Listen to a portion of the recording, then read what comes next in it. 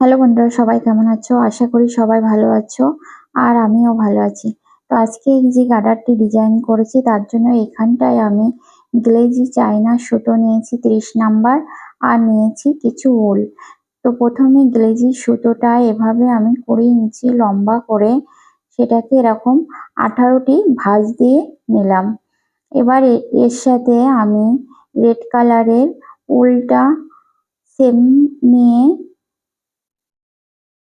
লম্বাটা নিয়ে এভাবে আমি গার্ডারের মধ্যে নিয়ে দুটো মাথা সমান করে নিয়ে এভাবে আমি বিনুনি তৈরি করে নেব।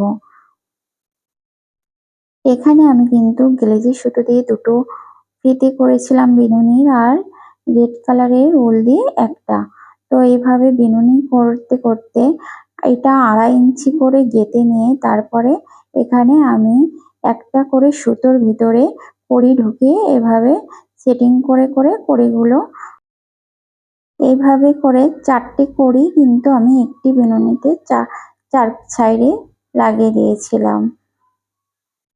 আর আমি ভিডিও তৈরি করার জন্য যে ম্যাটেরিয়ালসগুলো লাগে বেশিরভাগ মিশো থেকে নিই, ফ্লিপকার্ট থেকে নিই। তো এখানে বন্ধুরা আমার কিন্তু খুব কম খরচে এই গার্ডারটি ডিজাইন করা হয়েছে। তো তোমরাও চাইলে বাড়িতে এটা তৈরি করে দেখতে পারো। আর বিনুনিটি এভাবে কমপ্লিট করার পরে এখান থেকে 4টে সুতো নিয়ে আমি এভাবে ডিপ দিয়ে এটা কমপ্লিট করলাম। কমপ্লিট করার পরে এখানে তো এতবেলা এই ভিডিওটি আমি ছাদে করছিলাম, তো অন্ধকার হওয়াতে এবার আমি ঘরে চলে এলাম।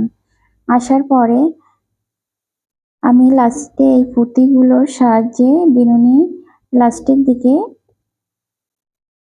এই ডিজাইনটি করে দেবো। পুঁতিগুলো আমি আগে ছুঁচে এভাবে গেঁথে নিচ্ছি।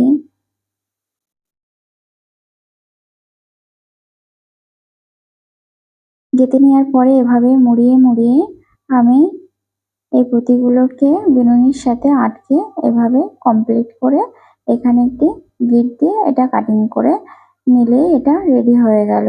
আর এইভাবে করে কিন্তু আমি 5টি বিনুনি তৈরি করেছিলাম। তো 5টি বিনুনি তৈরি করার পরে এখানে দেখো আমার গার্ডারটি এই যে ফাইনাল লুক। আর তোমরা কমেন্টে জানিও গার্ডারটি কেমন হয়েছে ডিজাইনটি। যদি ভালো লেগে থাকে একটি লাইক ও সাবস্ক্রাইব করে পাশে থাকার অনুরোধ রইল। দেখা হবে পরবর্তী ভিডিও নিয়ে। সবাই ভালো থেকো, সুস্থ থেকো।